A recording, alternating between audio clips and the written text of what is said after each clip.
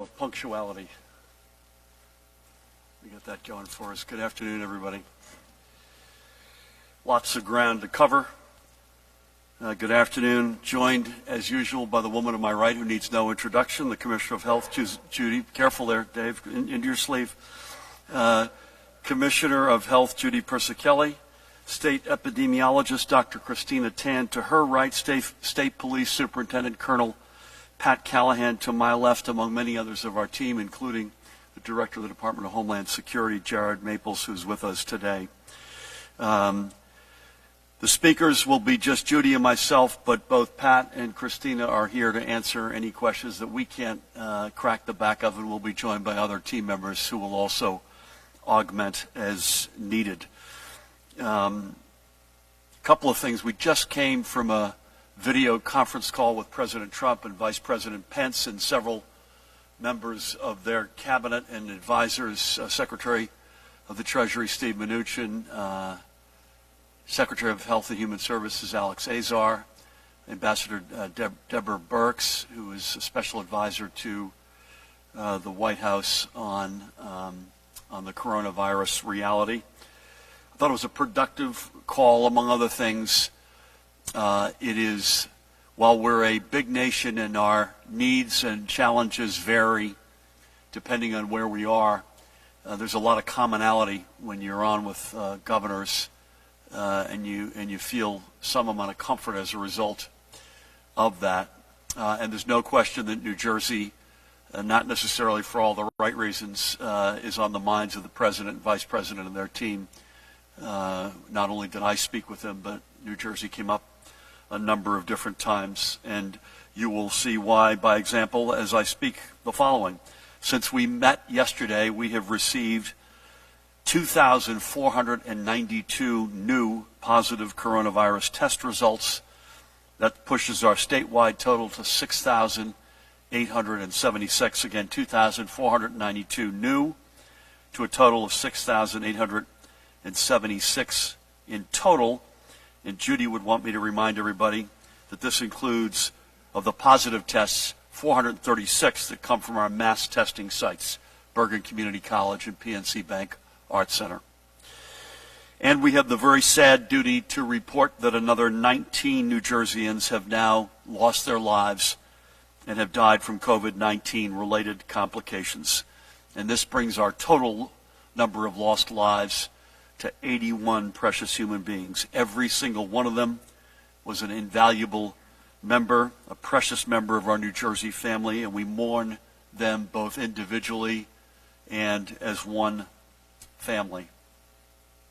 The loss of every single one of these residents is why we all need to do what we're doing, especially practice social distancing. Coronavirus does not spread on its own. It spreads person to person. The more you stay home, unless we absolutely need you in our response efforts, the slower the spread and the flatter the curve gets. And this isn't a one-day or a two-day thing either.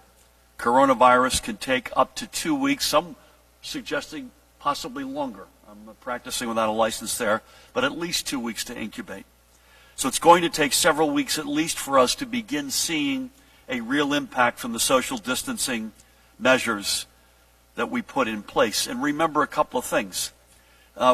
We have warned folks, we've told you these numbers are going up. Sadly, the number of lost lives is going up. Our job is to fight fiercely with unlimited resources to save as many of those lives as possible.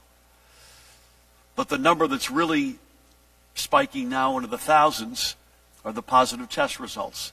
That's partly, we've said all along, partly due to some amount of community spread, and also partly due to the fact that we've opened our testing regimes up and down the state dramatically. Weequahic Park, for instance, opened today in Essex County. So that's an Essex County-sponsored testing site. We've been telling you over the course of the past couple of weeks, pending test site openings. You're seeing some of this. And again, the silver lining is the more data we have, the better the experts can manage the virus and also predict where it is that we're headed. On a related note, I spoke earlier today with a friend, a fellow former member. I'm a former member of the diplomatic community, the South Korean ambassador, Ambassador Lee, and we spoke about a couple of things. First, that nation stands as an example of how aggressive social distancing policies can truly help in our getting out ahead and then staying out ahead of coronavirus. I also assured him that the Korean population, which is exploding in New Jersey, especially in places like Bergen County, that was a community that we hold dear and that we would stand with them even in the face of any bad behavior of blaming one community or another. And I'll come back to that in a few minutes. It was a productive conversation. So everyone, please, please, please continue to follow our stay-at-home directive. Please think of others across our state, let alone within your own family, whose lives that you depend on doing the smart thing and the right thing. Don't think that because you feel fine after a few days or even 5 or 6 or 7 days that it's safe to resume your previous normal lifestyle. It is not. I'm aware that some school districts, on a separate matter, have already begun advising families as to when they anticipate reopening. Let me be perfectly clear on this. That decision rests with yours truly. We will not be prepared to revisit the closure until at least April 17th, at the very earliest. The decision to reopen will be based on careful discussion with our public health and safety experts and with our educators and districts, and will be guided by the facts on the ground. Again, we will not revisit this question until at least April 17. I appreciate, believe me, that everyone is anxious to get back. I've got 4 kids who are doing distance learning right now at home, but we will not do this piecemeal. We will do this together. I meant to say this earlier, by the way, but I'll come back to that in a moment. Separately, I'm bouncing around here, forgive me. I have an announcement regarding the testing sites, which I referred to a minute ago, the mass testing sites at Bergen Community College and the PNC Bank Arts Center. On this Saturday, and Pat Callahan will correct me if I get this wrong, March 28th, these sites, both of them, will be accepting symptomatic healthcare workers and first responders, police, fire, and EMS only. By the way, check that image out. Unbelievable. That says it all about the healthcare workers and first responders who are laying it on the line. Again, this Saturday, March 28th, both at Bergen Community College as well as at the PNC Bank Arts Center, only symptomatic healthcare workers and first responders, police, fire, and EMS. The general public will not be able to access these sites on this Saturday. And then starting on Sunday, March 29th, these sites will move to a new schedule. This new schedule will be posted to our one-stop reference site at covid19.nj.gov, covid19.nj.gov. Each day they are open, these sites will collect 500 samples. Again, we remind you, symptomatic people only going.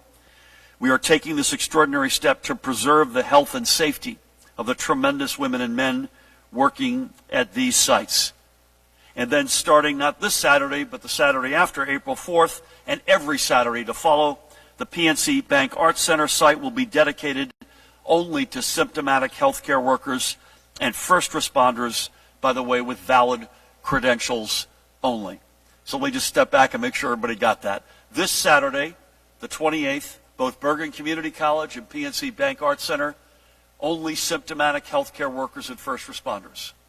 Then beginning next Saturday, April 4th, on every Saturday, PNC Bank Arts Center only will be dedicated to symptomatic healthcare workers and first responders. For the days both in between those Saturdays and after April 4th, we'll go to a new schedule, likely Pat on and off, I think, fair to say. Monday, one will be open, the other will come back on Tuesday, we'll go back Wednesday, etc.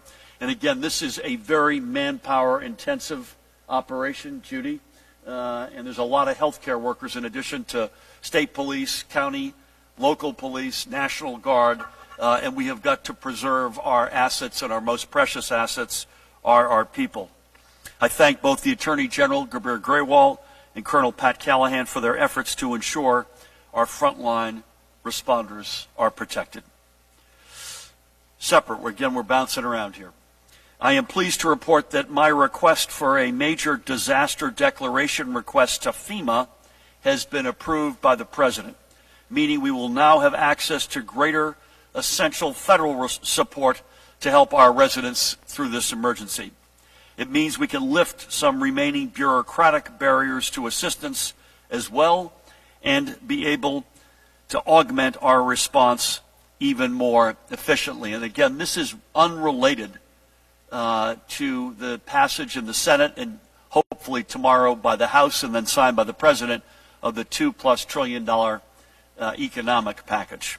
I spent a considerable amount of time on this one yesterday with Vice President Pence, last night with FEMA Administrator Pete Gaynor and others making our case for this declaration. And I thank the administration, the President, the Vice President, especially FEMA, for hearing our pleas and responding. And I also want to thank the tremendous work of the team, Attorney General Graywall, Colonel Callahan, Director Maples, Dan Kelly, and my office and their teams in getting this done. Additionally, we have been for its passage, and we are now working around the clock with our federal delegation and our own teams to get a full accounting of what and how much is in the federal stimulus bill for our state and for our families. As I said yesterday, it's a very good step in the right direction. Let's not let the perfect be the enemy of the good. But I also want to reiterate what I said yesterday. We will undoubtedly need more assistance. I'm not going to stop pushing for that in any respect. This bill is but a first step in the right direction, a big step, but a first step. And we will certainly need billions more, and I'll keep working with my fellow governors and our respective delegations. I want to give a particular shout out to our senators, Bob Menendez. He and I just exchanged notes a few minutes ago. He was real time in the cockpit on this one. Cory Booker. I had a particularly important relationship in terms of on the House side with Bonnie Watson-Coleman, who is New Jersey's sole representative on the Appropriations Committee. I had a good conversation last night with Secretary of the Treasury, Steve Mnuchin. My plea is the more flexibility this bill provides states, particularly for the State Stabilization Fund, the better off we're all going to be. Again, I'm going to keep moving around here. I apologize, Judy, I'm keeping you waiting, but these are all important preambles to your presentation. We got a real, not unexpected, but we got a real gut punch this morning as a nation and as a state with a release of the federal unemployment numbers. More than 3.3 million Americans filing for unemployment benefits last week. In New Jersey, 155,000 workers filed for unemployment. That's 16 times the number that filed the week before. This makes federal assistance to backstop our state unemployment system even more critical. It's also a reason why I signed legislation yesterday to expand our temporary disability insurance and family leave insurance programs to provide more workers with access to paid leave benefits during public health emergencies. I thank Senate President Steve Sweeney and Assemblywoman Shavonda Sumter and their colleagues for leading this change. And as it also pertains to federal support, we are continuing to move aggressively to build out our hospital capacity as we outlined yesterday. And to that, I have continued my push with the federal government for the supplies that we will need from the National Strategic Stockpile. And these are the so-called personal protective equipment. And we reiterated our ask, and I'll give you a couple of data points of what's on that list. 4.5 million N95 masks and 2,500 ventilators, and frankly everything in between, masks, gowns, gloves, etc. Regarding PPE, we have created an online form through which businesses and non-hospital healthcare facilities in possession of PPE, not required for the provision of critical healthcare services, whereby that form you can submit information about their inventory. Per Executive Order 109, which I signed on Monday, this information must be submitted by 5 p.m. tomorrow. That form is available at covid19.nj.gov/PPE report.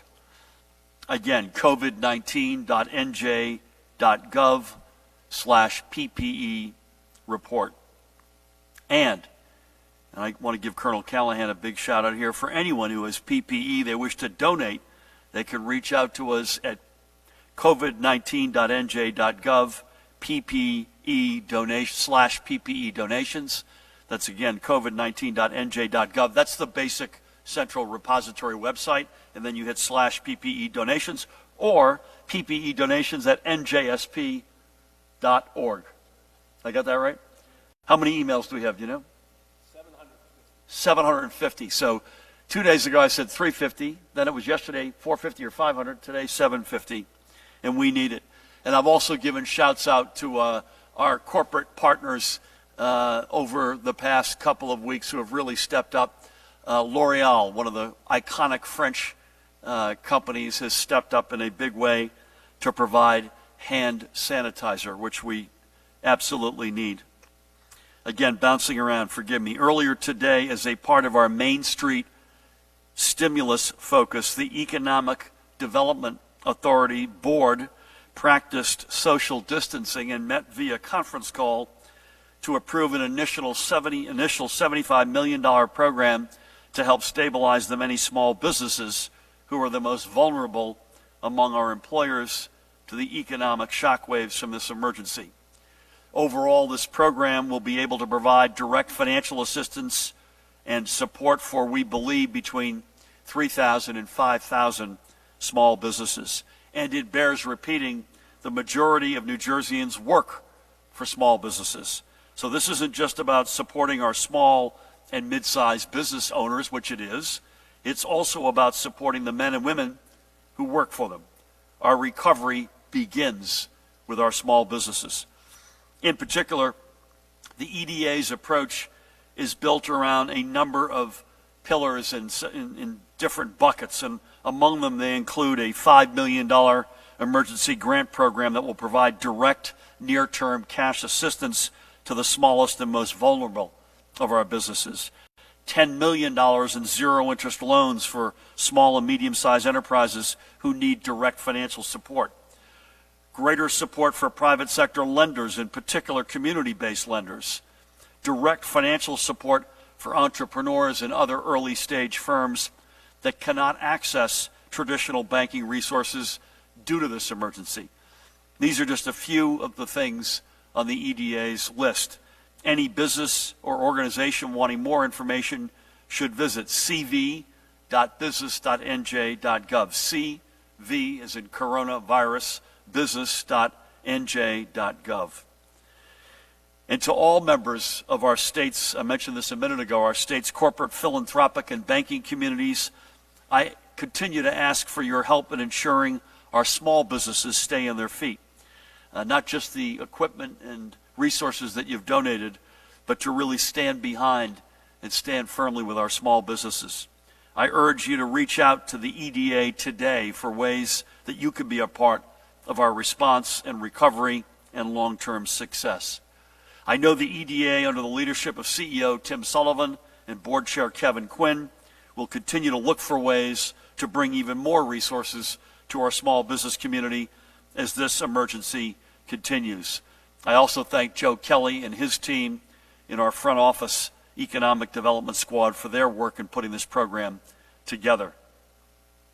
I mentioned this a few times now, the jobs portal created for New Jerseyans whose jobs were cut because of this emergency, but who still want to work and want to join our tremendous frontline response team by working at one of our essential employers, remains accessible through our one-stop site, covid19.nj.gov. The number of job postings on this site has grown at a pace that I don't think anyone could have expected. As of today, more than 35,000 job openings are being posted by more than 300 essential employers. 35,000 job openings across 300 employers. Since we put it online Monday, which is only a few days ago, the jobs portal has been accessed by 230,000 job seekers. So I urge every resident willing to step up to be a part of our frontline workforce to visit covid19.nj.gov to look at the list of available jobs and to apply for one. And I encourage essential employers to continue to connect with us through the site to have your openings posted. This shows the very best of New Jersey. We know from the response that tens of thousands of our residents want to keep working, in fact, hundreds of thousands, and want to be a part of our response, and that our business community is also stepping up in a big way. This is just one example of how we're going to get through this together and emerge stronger than ever before. Another example is by simply living our New Jersey values, even in this time of social distancing. I cannot say in any stronger possible terms how important it is that we pull through this together as one great, diverse New Jersey family.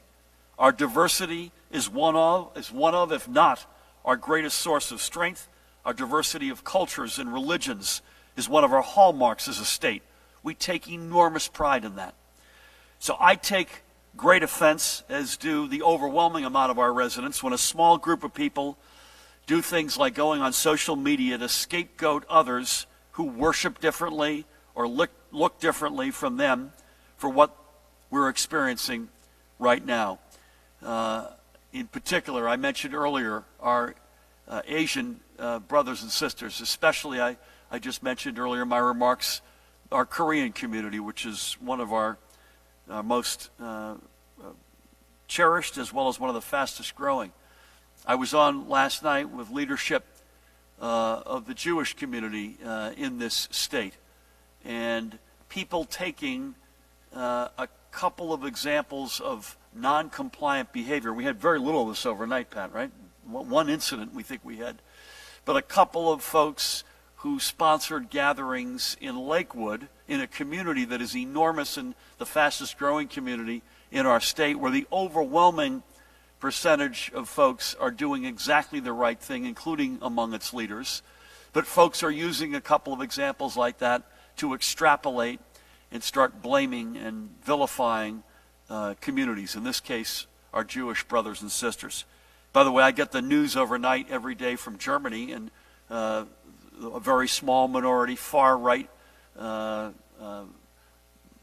anti-Semitic group of folks there are doing the same thing, vilifying the Jewish community there as well.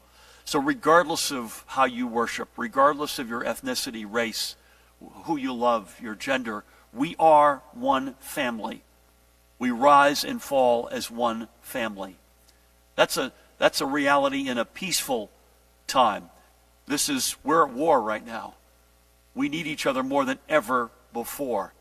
And any amount of scapegoating or any other bullying or vilification of communities, one community or another, it's normally completely and utterly acceptable. It's even more so today.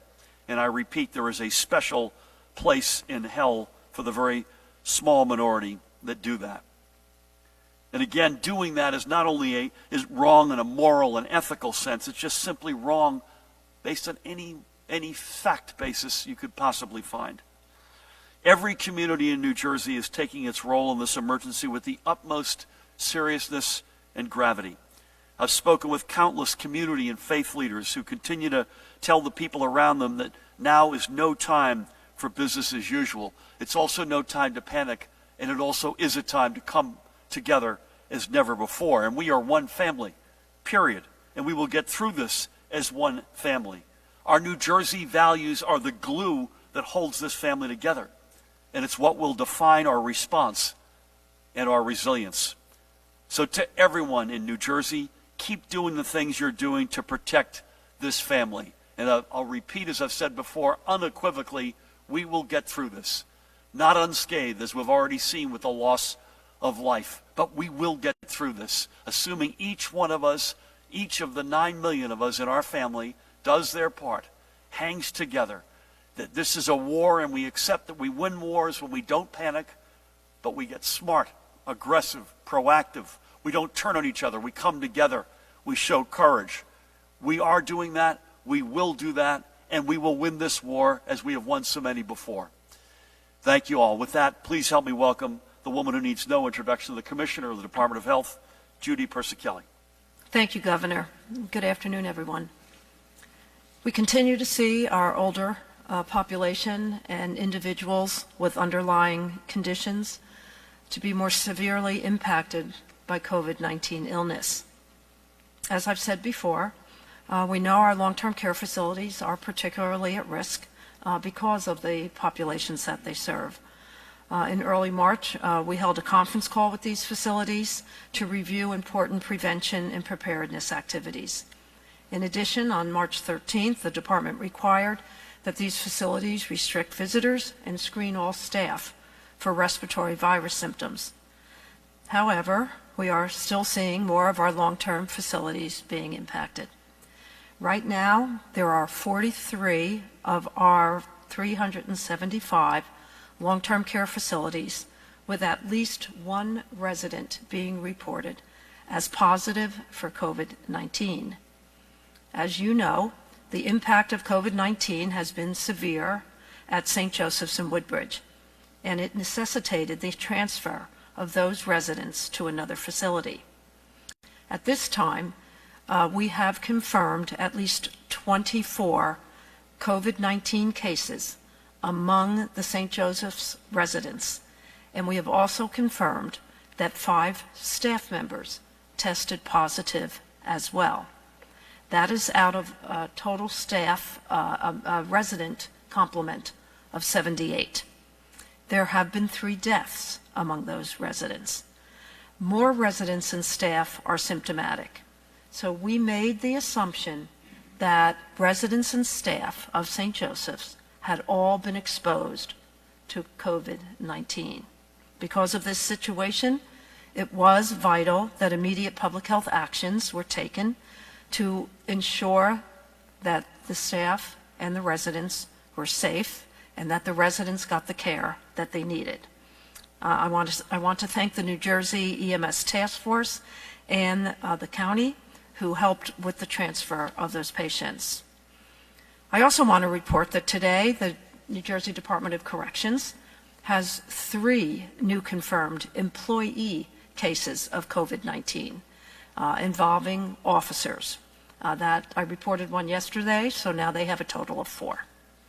One impacted officer operates out of Central Reception and Assignment Facility, while the other 2 officers work out of the Adult Diagnostic Treatment Center. The New Jersey Department of Corrections has notified all individuals that came in contact with the impacted employees and is requiring the contacts to self-quarantine for 14 days. And the confirmed employees did not come in contact with any of the inmates. And none of the inmates thus far have been tested positive for COVID-19. As the governor mentioned, and unfortunately we're reporting 2,492 new cases for a total of 6,876 cases in New Jersey. And sadly, 19 new deaths have been reported. 3 of those deaths were associated with a long-term care facility. Those fatalities are from the following counties: 4 in Essex, 3 in Bergen, 3 in Middlesex, 2 in Burlington, 2 in Monmouth, 2 in Morris, 1 in Ocean, 1 in Passaic, and 1 in Somerset. The county breakdown of new cases is as follows. For the cases that we were able to confirm a county, Atlantic has 2. Bergen, 357. Burlington, 16. Camden, 13. Cape May, 2. Cumberland, 1. Essex, 203. Gloucester, 10. Hudson, 158. Hunterdon, 9. Mercer, 28, Middlesex, 183, Monmouth, 179, Morris, 64, Ocean, 144, Passaic, 133, Salem, 1, Somerset, 35, Sussex, 20, Union, 147, and Warren, 12. And we are still collecting more details on 755 cases. So, of course, these county amounts will change. In anticipation of the surge and the need for particularly hospital critical care beds, we are initiating a Department of Health executive order to name our Level 1 trauma-designated hospitals as the coordinating entities for their regions to include surge monitoring, critical care bed utilization, consultants to the field hospitals, and liaison with the Department of Health advisory group that will be headed by Dr. Eddie Bresnitz. In a call yesterday with Kevin O'Dowd, the CEO of Cooper University Hospital, Amy Mansue, the Senior Vice President of Robert Wood Johnson Barnabas Health System, and Dr. Sharif Elnahal, the CEO of University Hospital, we outlined the responsibilities and the processes for their collaborating roles. We're encouraging all hospitals and healthcare providers to work together in their regions to assure that all of the residents of New Jersey that need care get the care that they require. Our expectation is that the need for critical beds is being felt now and prior to what we would call the actual surge of all cases requiring hospitalization. Since the significantly symptomatic cases, the symptomatic individuals, are entering our hospitals at a faster rate. This will require all hospitals to focus on their plans to increase their critical care bed complement now. We're still struggling, as the governor said, with supplies for PPE, and particularly at this point in time, ventilators. I certainly want to thank Kevin O'Dowd, Amy Mansue, and Dr. Elnahal for their willingness to support this effort in their collaborating roles. We all need to continue to work together to reduce the risk of exposure in our state. We know that following the governor's social distancing measures, it's a sacrifice. We know it's a hardship. In this age of social media, we urge you to maintain your sense of community, stay in touch with one another, reach out to your elderly relatives, and reach out to your elderly neighbors. Take care of your pets. You're doing your part to protect not only your own health, but also to protect the residents of New Jersey. And for that, we are thankful. Thank you. Judy, thank you. Negatives. Do you have any you had been begun to give us some negative tests relative to positives. Do you happen to have that handy? I do. While you do that, I want to give, I mentioned I was on the VTC with the President and Vice President. I was also back and forth this morning with the Speaker of the House, Nancy Pelosi. Happy birthday, Speaker Pelosi. As the data from this morning, of the 7 laboratories that are sending us their full COVID-19 results, and it represents 90% of total test results that we receive, there were over 19,364 tests performed, of which 6,137 tested positive, for an overall positivity rate of 31.7%. And that's about, it's a little bit higher than it was, so it's 27, 29, 31. Mm-hmm. And in fairness, we've talked about, sadly, the death rate. We have certainty, sadly, on the numerator. We don't have certainty on the denominator. It's a mistake, I think, for folks to just take the total number of precious lives that we've lost and divide it by positive tests, because we know there are a lot more people who want to get tested, and the denominator is by any measure larger than the number of positive tests we have. So that's a conclusion that we're not drawing, and we don't think you should draw. Is that fair to say? Yeah. Also, I make it my business to just tell you the top 5 counties in total cases. Bergen continues to be far and away 1,206, about double Essex, which is 609, then Middlesex 505, Monmouth 501, Hudson at 441, and in the interest of full disclosure, Union is right behind Hudson at 432. I think you said this, but Kevin O'Dowd on behalf of Cooper, Amy Mansue on behalf of RWJ, and Sharif on behalf of University Hospital. That's the South Central North coordinating principal contacts. Thank you for that. With that, I think we'll start with some questions. We'll begin with John and go left and then sweep back to the right. So hold on. Matt has got the microphone. Please let Matt hold that. He's featuring a blue glove today. Thank you. I have a set of questions of my own. Sorry, John. Matt, we need this to be volumed up in the room. Good. I'm not sure if someone can help us with that. Anybody? You good? All right. There we go. Thank you. I have a set of questions of my own, and then, if I may, some for the Philadelphia Inquirer. What is the health department doing right now to track the numbers of nurses who are ill and hospitalized? And we're hearing horror stories of nurses on ventilators as well as doctors. To track the numbers of them to make sure that you're monitoring staffing levels and keeping hospitals fully functioning.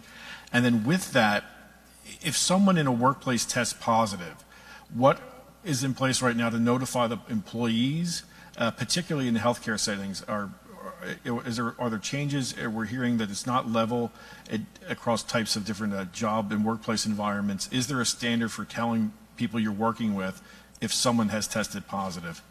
And then, sure. What specifically is the Department of Health doing right now on developing guidelines for doctors and the use of ventilators if there is a shortage as expected? Who gets them, who doesn't? And then, are there guidelines being developed now for triaging for patients as well? And then any update we can get on the status of the numbers of ventilators and coming in from the stockpile? So just on the last point, the most recent ask from us, I think I mentioned this, was 2,500 ventilators from the strategic stockpile. That was an updated number, along with, I think I said, 4.5 million N95 masks.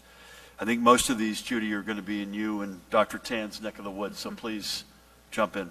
Yeah, I want to start with perhaps the most difficult question to answer and be responsive to, and that is the one, what happens if we don't have enough ventilators to take care of the patients that we have.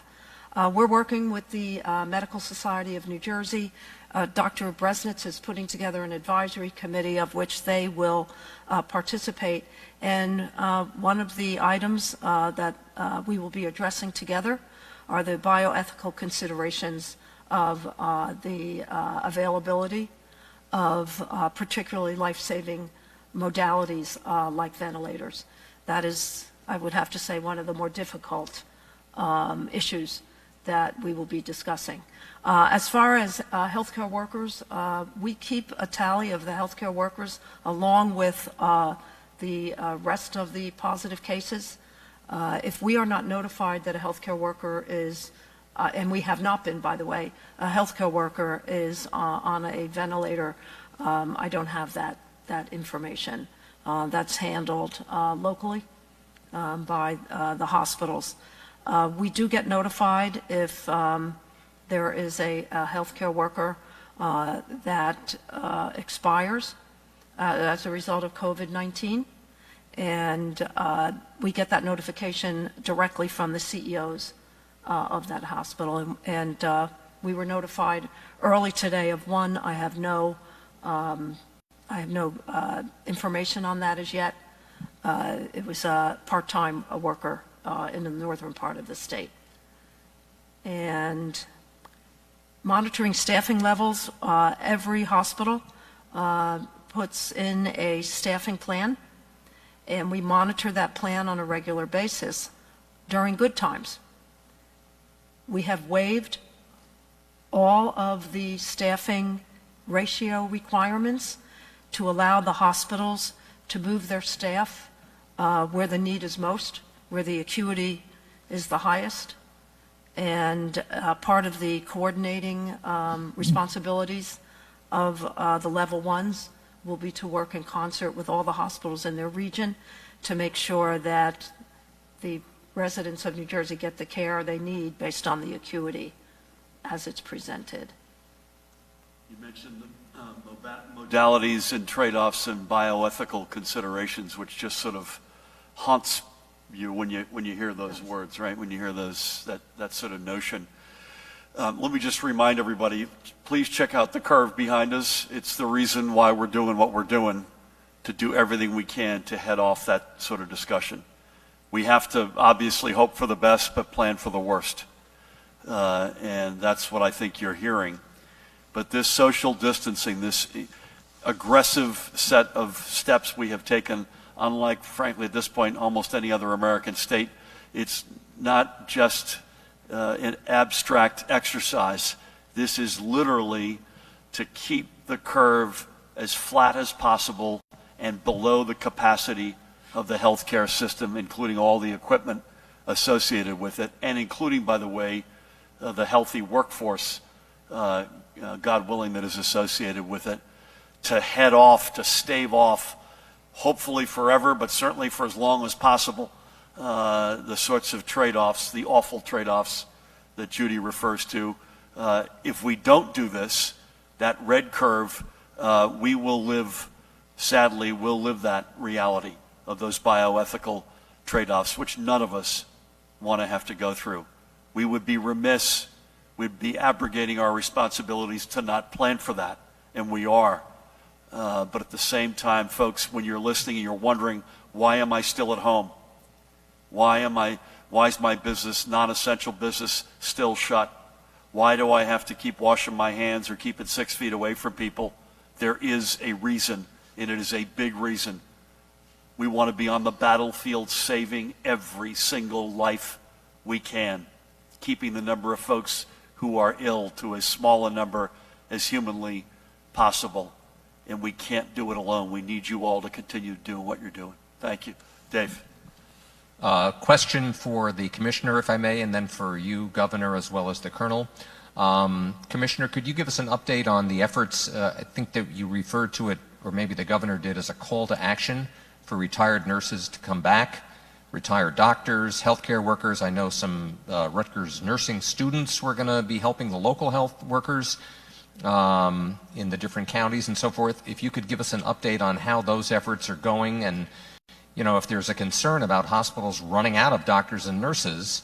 And then Governor and Colonel, if you could just flush out the point which I think is really important that you stress, Governor, that we did have a couple of incidents in Lakewood, but this has nothing to do with anybody's religion, although some idiots may be blaming certain people. And, you know, the fact that this is not going to be tolerated. Yep. So let's start, if it's okay, let's start with Judy on the medical corps and the call to arms. Sure. Yesterday, I think the Governor shared with you that that at the Rock we have all of our coordinating centralized functions, and individuals from the Department of Health have been redeployed to the Rock. And there's a group whose primary responsibility is to bring together the staffing agencies and the staffing corps. I expect by close of business tomorrow, you'll be seeing on social media a lot of advertising and a call to action to start listing by county the volunteers that we are looking for, and that will be all centralized along with PPE at the Rock. Can I just talk a little bit about ventilators, because we put in a request for 2,300. We have about 2,000 critical care beds in New Jersey. We need 2,000 more. And we should have ventilators ratio to critical care bed 1-to-1. So you can do the math. We have about 2,000 ventilators in inventory. We need 2,300 more, and to have some put aside. Are doctors responding, are nurses responding to this call? We're getting a very high, I don't have the exact number. When we first put out the call through the Nursing Association, it was about 460 nurses within 24 hours had responded. I don't have the actual number now. So I would love to piggyback off of that. And you've heard us talk about the medical corps and the call to arms, the PPE donations at njsp.org, which is exploding, the corporate community that has come out of the, just stood up at exactly the moment we needed them. And I'm going to add to that list overwhelmingly, I'm happy to say, overwhelmingly compliant behavior. I think we had up and down the state last night, Pat, one incident, and Pat can give you any more color on this. And so I would just say thank you. That wasn't the case a week ago, and it certainly wasn't the case 2 weeks ago. But the key is it's got to stay this way for a whole number of weeks. I want to remind everybody that we're not in a sprint here. We're not going to know by the weekend whether or not we won this thing. This is a marathon. You know, wars take a long time, and this is going to be no exception. But for the most part, and we've been particularly sensitive to this, the colonel, the attorney general, the 21 county prosecutors, assistant prosecutors, Matt Plack, and our general chief counsel is in the back of the hall. This is something we're really focused on. And it so happened that a couple of the non-compliant folks happen to be in Lakewood. There's been 2 or 3 examples there. By the way, not shocking given how big Lakewood is and has become. But I was on with Rabbi Kotler last night, a dear friend, and he went through and he's basically said, listen, let me just to give you an example of the food delivery that we've converted to and the compliance in that community.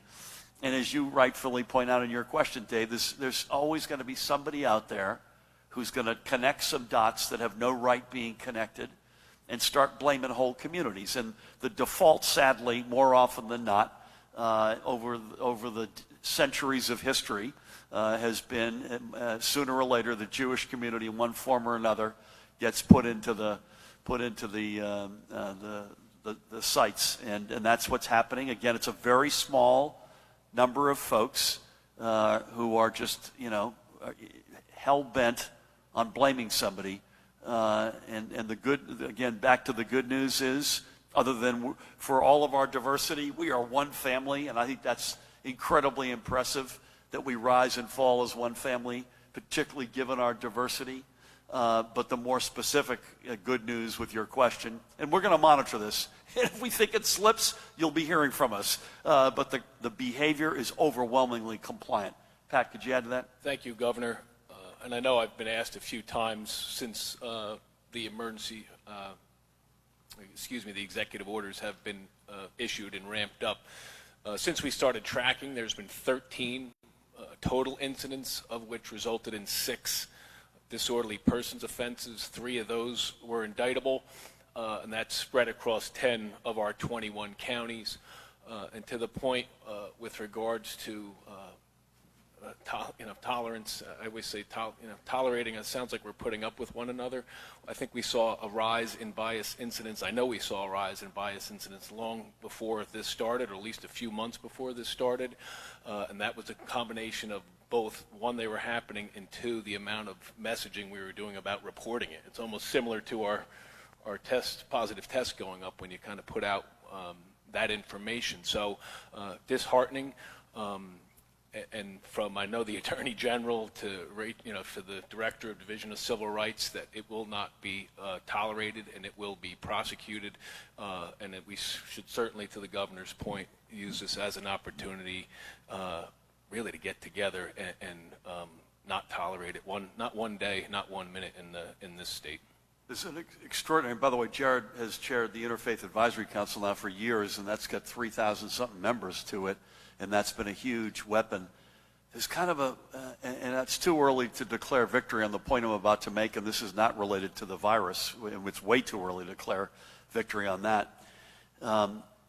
It's kind of an out-of-body, we're all staying away from each other. I come in by myself, I leave by myself. Look at the way you're all sitting. Look at your configurations in your work at home, the companies you work for, the way we separate ourselves even inside of houses, there's at the same time an incredible beginning to feel like we're all coming together. And that has an incredible feel to it. And we have to keep that. We have to both be incredibly self-disciplined about our own behavior, everything from washing with soap all the way up to not going out and leaving home unless you absolutely have to. But ironically, at the same time, we're sort of coalescing in the lack of non-compliant behavior, which I hope continues. And by the way, it's not the case all in America. We're on with the president a couple hours ago. Pat hands Judy and me a story out of Kentucky where they're having Corona parties. Let me just say this unequivocally. Anybody has a Corona party in this state, we will crash your party, and you will pay a big price for that. And the good news is so far so good. Thank you, Dave. Back here, I apologize. No problems. This is a series of questions for the medical team here.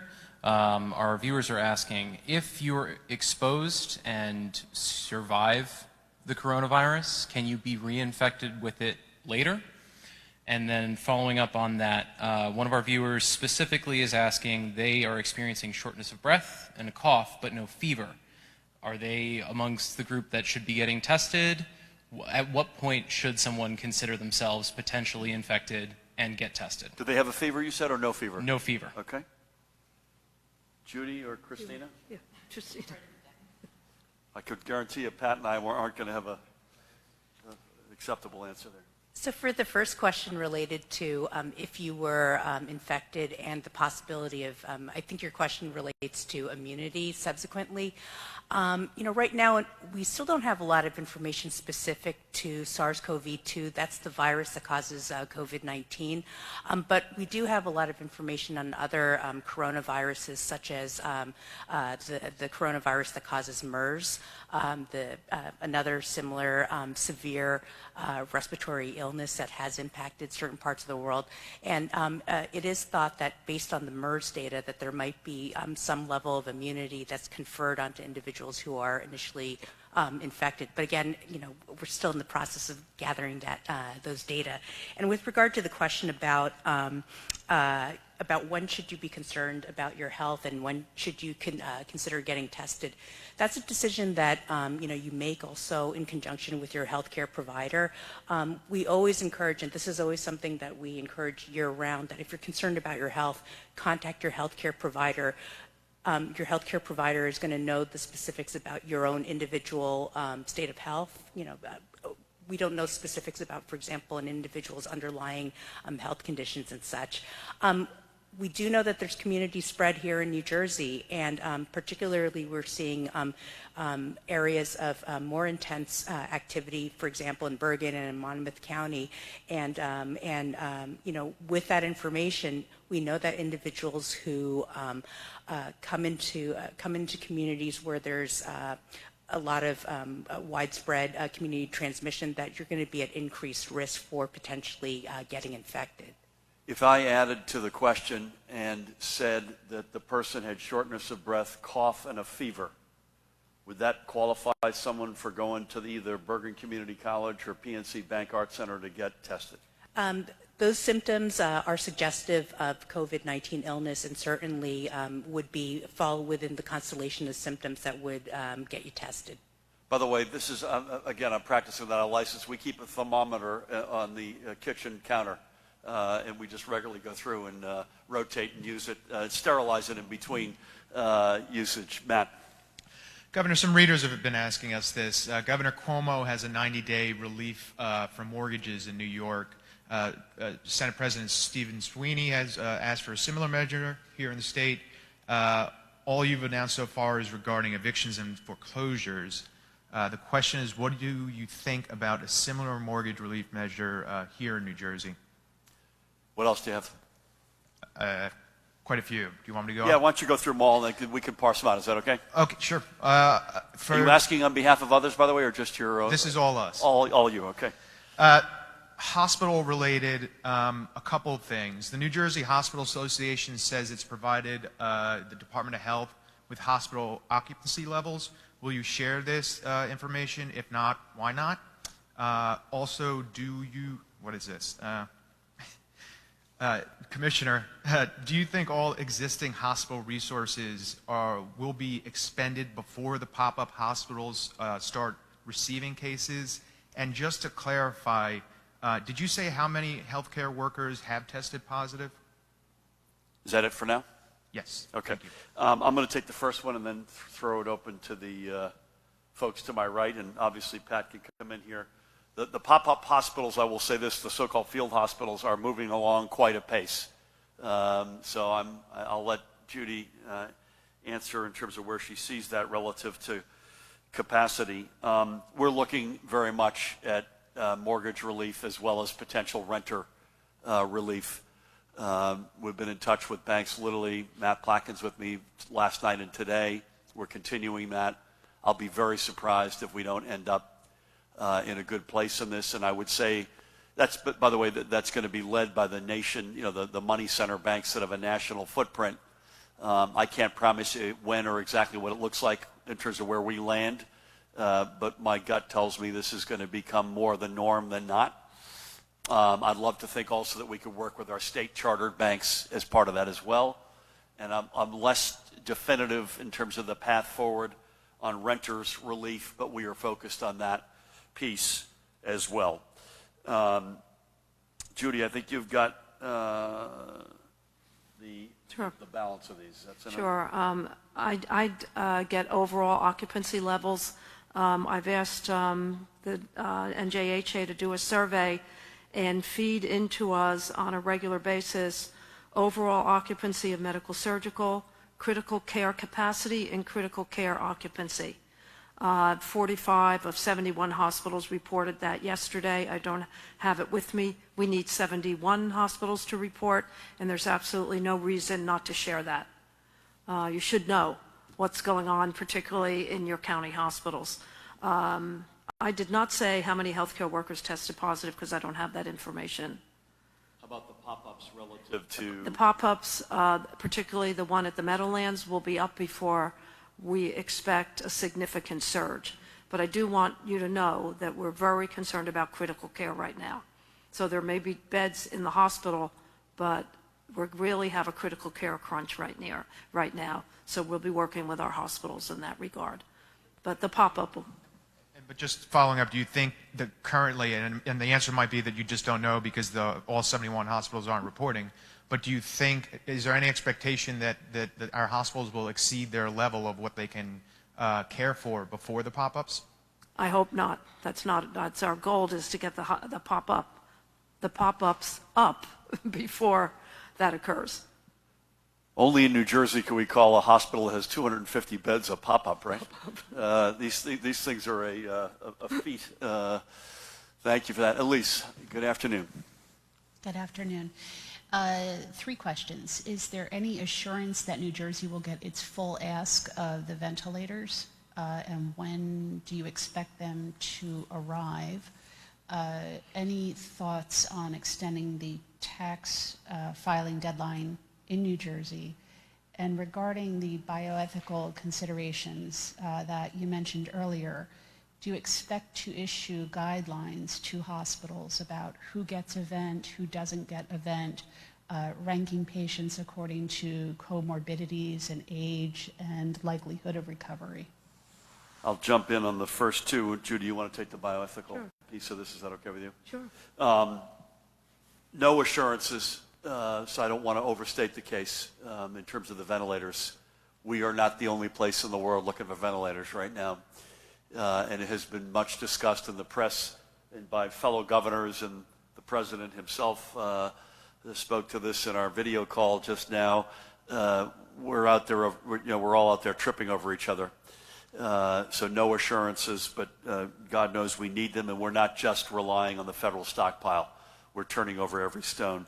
Nothing new, Elise, on the tax filing deadline.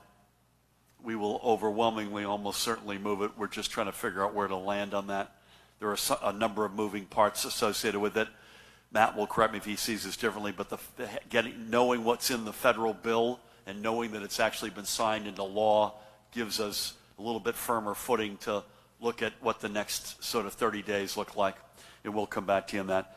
And then with that, Judy, can I ask you to, again, hit the bioethical consideration? Sure. I mean, first I want to say that we're doing everything we can to possibly not get into that situation. We've surveyed all of our ambulatory surgery centers who will be stopping their elective procedures. We've asked them to not only give us their PPE, but give us their anesthesia ventilators, which can easily be converted to ventilators that we can use in ICUs. And we have over 1,000, by the way, ASCs in the state. So we're doing absolutely everything. The bioethical decision-making model, I have not seen it. It was done by a subcommittee at the Medical Society, and through discussion, significant discussion among the medical professionals. When we come together in our advisory group, that is one of the first items for us to look at. But I do want to make sure that everyone understands that we are doing everything possible to make sure that we do not get into that situation. But if we do, we will be prepared. I just want to underscore the last point. I can't say it better than Judy did. We are on the battlefield every day, not leaving. You know, we're America. We don't leave people behind.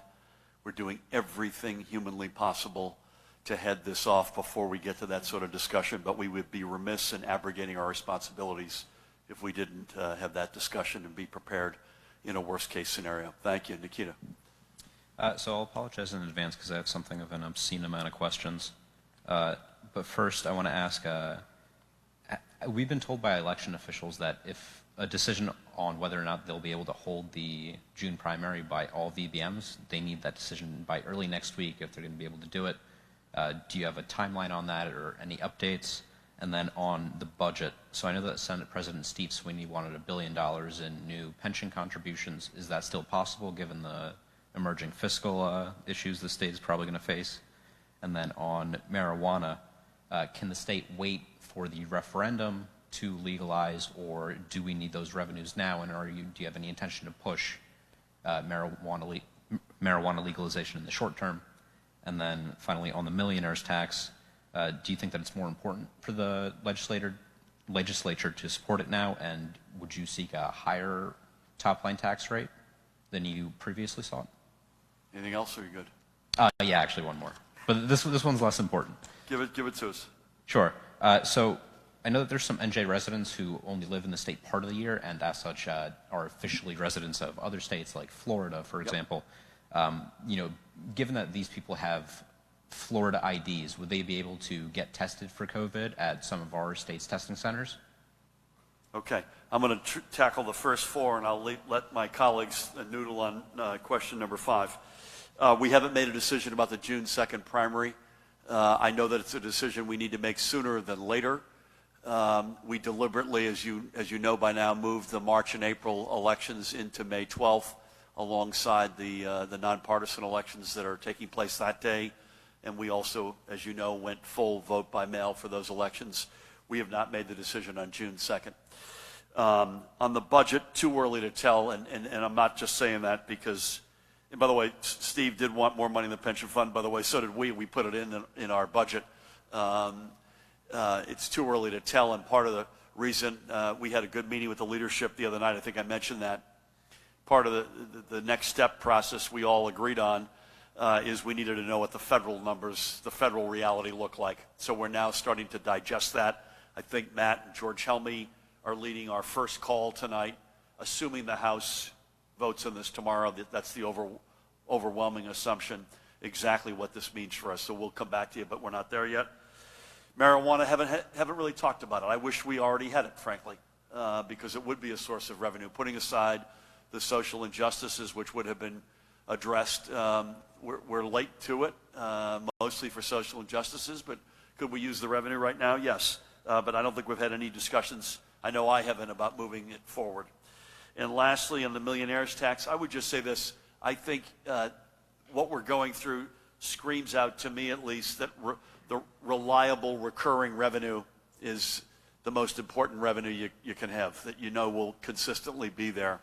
And our revenues are getting crushed right now, not surprisingly, which is why this federal bill is so important to us. And it's probably not the last, as I mentioned already, it's not the last amount of support we're going to need. But I think taxes like the millionaire's tax at a minimum become more relevant as opposed to less relevant. I haven't thought through a different rate question. What if I've got a Florida driver's license and I want to get tested? I think I've said many times you got to be a Jersey, you got to have a Jersey ID. But what's your? Just from a, I think most people that split their year probably are still in Florida. From my perspective, I don't know what most of the what we call snowbirds do, but I would think, to the governor's point, that they have a New Jersey identification or driver's license, and although we can't speak to it yet, I would defer to the commissioner not to lobber another question, but I'm not so sure how far into April the testing goes. It's something that we analyze day in and day out with regards to that question for the future. Do we do the testing until May, or what does that look like? So I just, it's probably almost a moot point, quite frankly, but I would think a New Jersey driver's license or ID would be the best way to get into one of those sites. Before Judy jumps in, they haven't exactly rolled the red carpet out for us in Florida, to put it mildly. But Pat brings a point up that we've been bringing up, and then I'd love to turn to Judy to see if she has anything. We're going to quickly spin back and get back to work back at the office.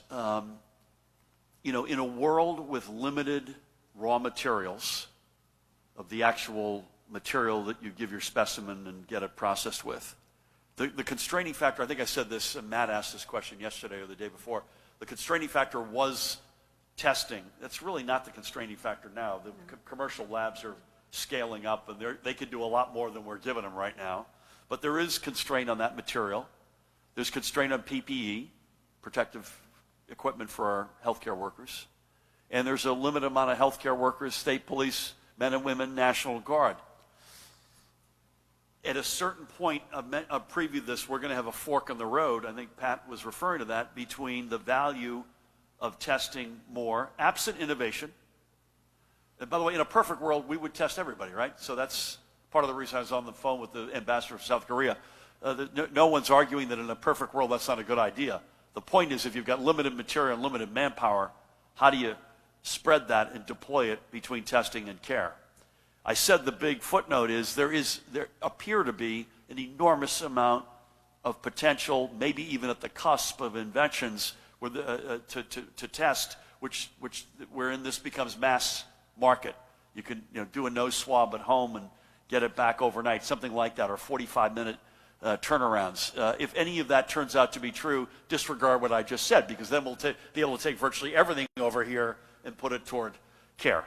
Judy, anything you want to add? No, I think we are going to come to a point where we're going to say the use of PPE is much better in a certain direction, and the use of the individuals, because a lot of the individuals that are doing the testing are people that could be taking care of patients maybe in a field hospital. We're watching it every day. Yep. We are literally watching it every day.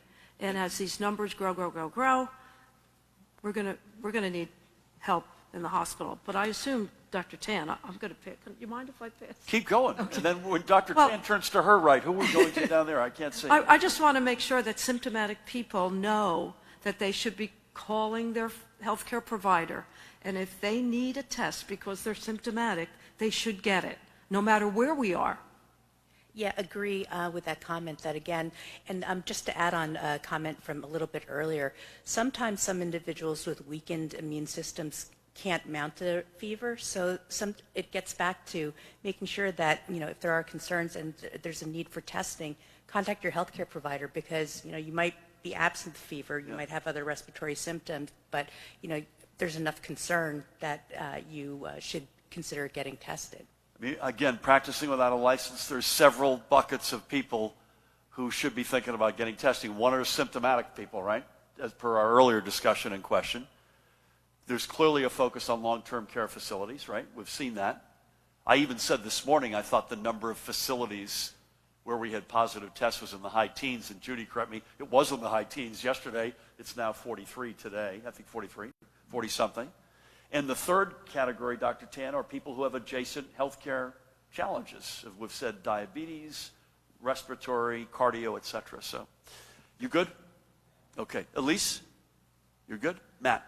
Governor and Commissioner, a quick clarification, the healthcare worker who you said passed away, is that the first known death of a healthcare worker? And could you also just expand again? I know you've talked about this, about how we are concerned about healthcare workers being or contracting this. And also, real quick, Colonel, have there been any first responder deaths from the coronavirus that we know of?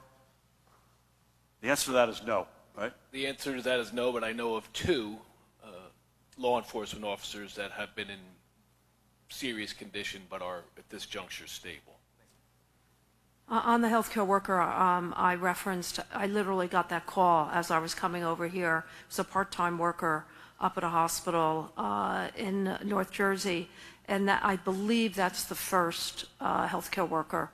The person worked, I believe, in environmental services. So they worked in a hospital, night shift, every other weekend, something like that. So I was just collecting information, but I believe it's our first.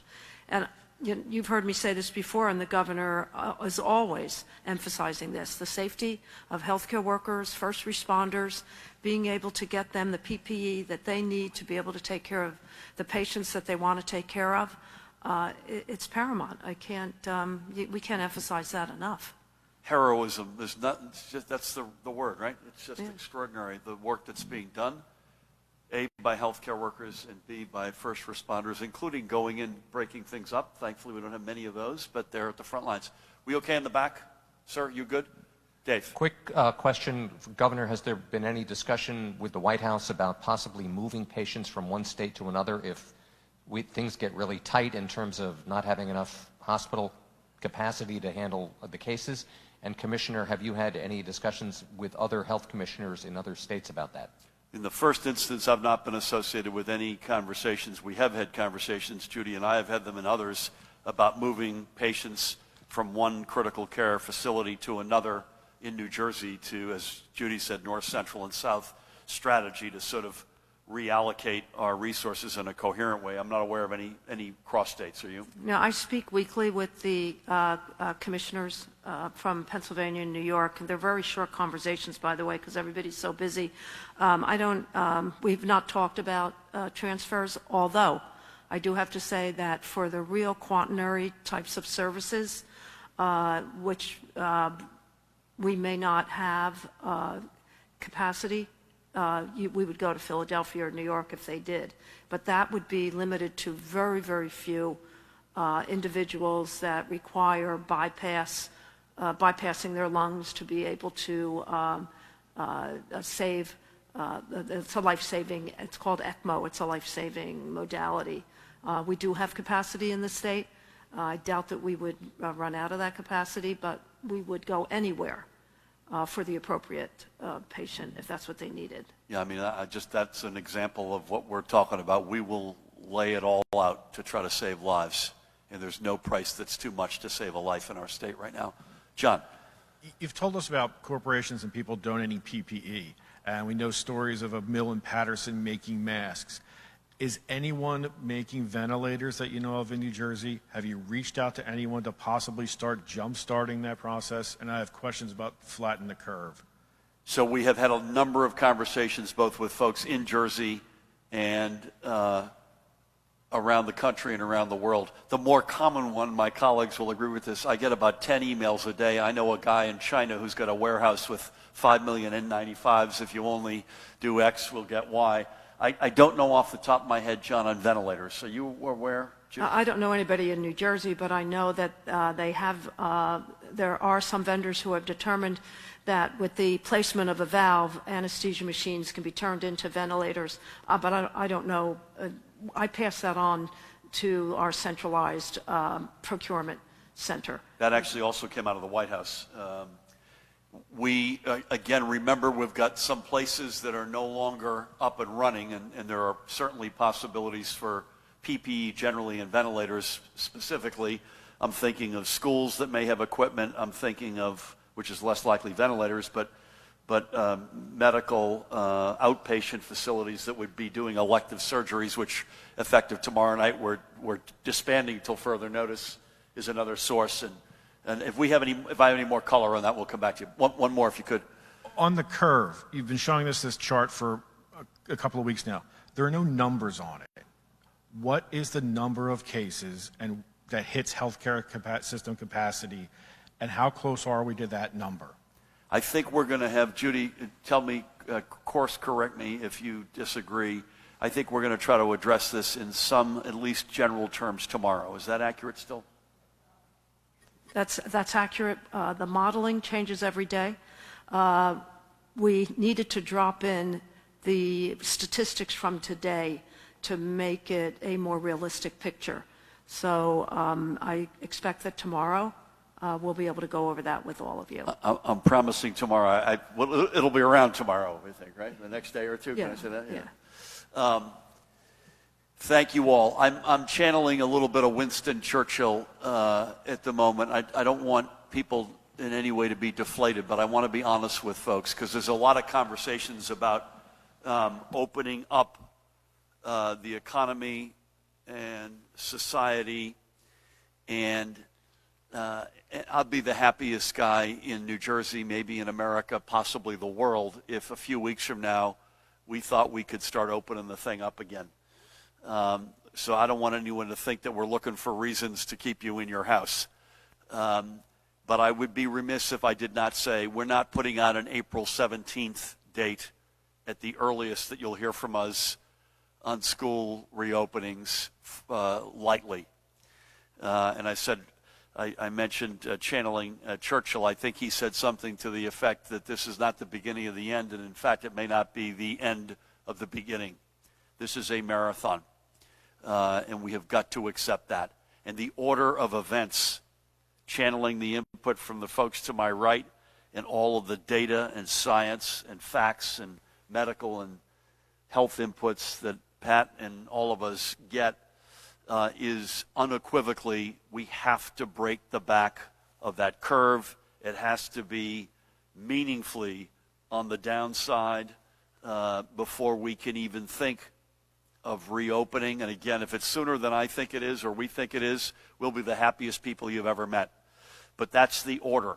And I, for one, based on everything I've read and seen and all the inputs I've got, is if we reverse that, if we transpose that order somehow, if we begin to open up as a step before we know that we're convinced that we've broken the back of that curve and we've broken the spirit in the back of the virus, we will be throwing gasoline on the fire, is my concern, and that this will get a lot worse, and the curve, unfortunately, will look a lot more red than it is blue. And so, again, I don't want to deflate people, but I do know this. If we continue what we have embarked upon, particularly the past 5 days, we're off New Jersey to a really good start. Let's continue. Let's stay at it. Accept that it's a marathon. We're not going to break into sunlight on Saturday. Keep doing what we've been doing. Stay at home.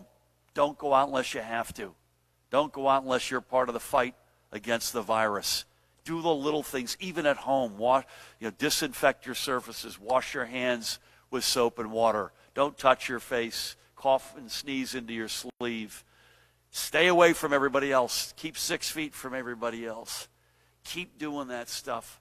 We will be your partner, I promise you. It will not be for naught. You will look back on this. I know this. If we stay to it, folks, if we stay together, if we keep at it, we will all look back and say, man, that was an experience that we'll never forget, good or bad or otherwise. But boy, because we did that, good things came after that. I'm completely convinced that's the mission that we have signed up for. And again, there is no price that is too high for us to pay to save every single life we could possibly save in this state. God rest the 81 lives we've lost. Our job collectively, our job, all of us, including those watching, the 9 million of us in this great state, is to continue to band together, not divide one against the other, but one family fighting this with great courage, with great work ethic, being smart. And by doing that, we keep the number of those lost souls as low as possible. We keep that curve as flat as possible. We take the pressure off the healthcare system. We break the back of that virus, and then we can begin to get back on our feet, and we will. Unequivocally, we will do all of the above. Tomorrow, 2 o'clock, same time, same station. Thank you.